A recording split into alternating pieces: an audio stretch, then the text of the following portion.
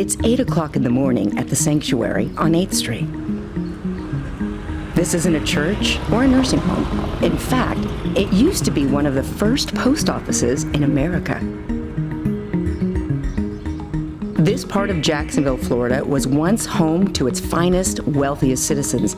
Now, it's just working hard to survive. But at this little building on 8th Street, something remarkable is happening. Welcome to the Sanctuary! Today, the kids who come here every day are making a movie about what goes on here and why it's important to all of us. The Sanctuary on 8th Street is a place of safety for kids in the inner city, and believe it or not, a place of peace. Back in 2001, I came to the Sanctuary. We had about 12 kids coming to the after-school program then. Since that time, we've grown a lot. We now have nearly 100 kids a year in our after-school program, so we have children here all day long.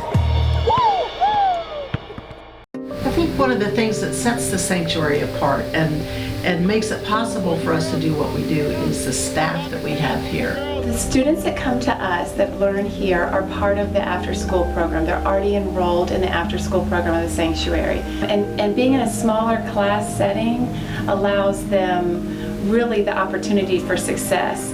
On the best days, we are transforming lives. Of course, we have structure, we have reading, we have writing, we have social studies, we have science.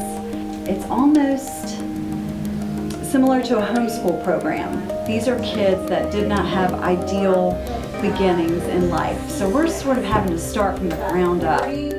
One fun thing we do is we reward with bracelets, and we equate it with money. And so if you show up for school on time, you've got your homework done, you're prepared, you're focused on the teacher, you're going to get bracelets. You're going to get rewarded for doing the right thing. And at the end of the week in the classroom, we go to the treasure box. However many bracelets you've earned, they can buy a special toy, they can buy a book, a puzzle. There's stickers and pencils. It's a very fun, exciting end to the week. Today, I taught Herschel some difficult math, and he kind of whined about it, and I said, listen, this is big boy math, and you finished first grade math yesterday. And so he buckled down and finished his problem, and he looked at me afterwards, he goes, I love to learn. I love to learn. And he was just so proud of himself. The children of the Sanctuary get here around 3 o'clock in the afternoon each day. They storm through the door. They start screaming the counselors' names, my name. They get so excited. The children of the Sanctuary love attention. They love seeing familiar faces. We have an array of activities that they participate in. We have Zumba class. There's a basketball team here at the Sanctuary. We have art twice a week. The art is a big missing link in these schools in this area, and they know they can get that here. On Tuesdays, Miss Erin comes here and works with the children. She has not only projects that she brings, but she lets the kids do their own thing. So I think there's a good mix of this is what we're going to do today, and then let's see what you created. Love it!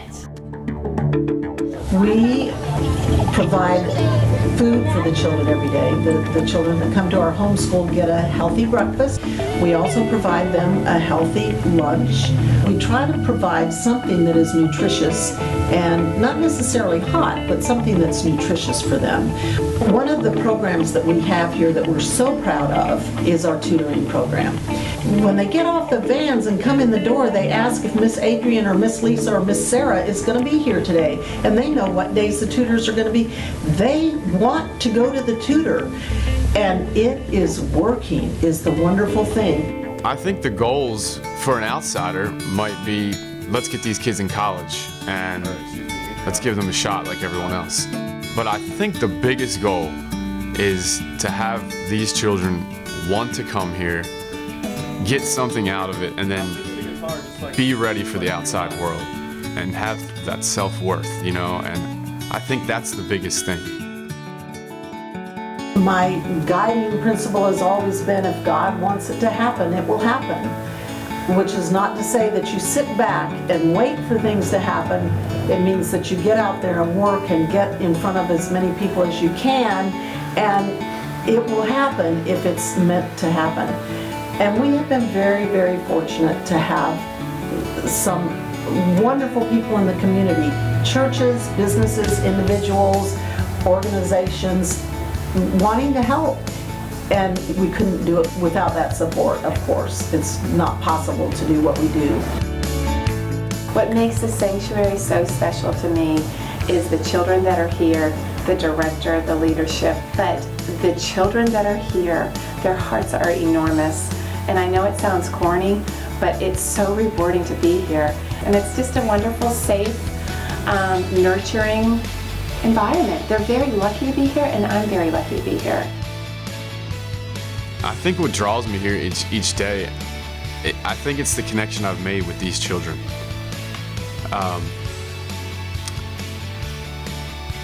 That's what it is.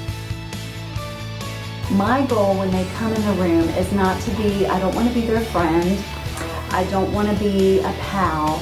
I want to constantly throw the better out there so that they can grab that and say, that's what I want for my life. That's my goal, is to carve the path and to really try and fire them up and encourage them. I think one of the things that keeps me going here at the sanctuary is that I love children. The more that we have the children here, the more that they're exposed to the things that we have to offer them, the better chance that they will have of having a different life when they grow up. It's 6 o'clock in the evening at the sanctuary on 8th Street. As usual, Vicki Watkins will be one of the last to leave, and tomorrow she'll be one of the first in. But as long as there are kids at risk anywhere in this part of the inner city, this old post office will continue to be a place of safety, of learning, of fun, but most of all, of hope. This is a sanctuary. The sanctuary on 8th Street. And hope happens here.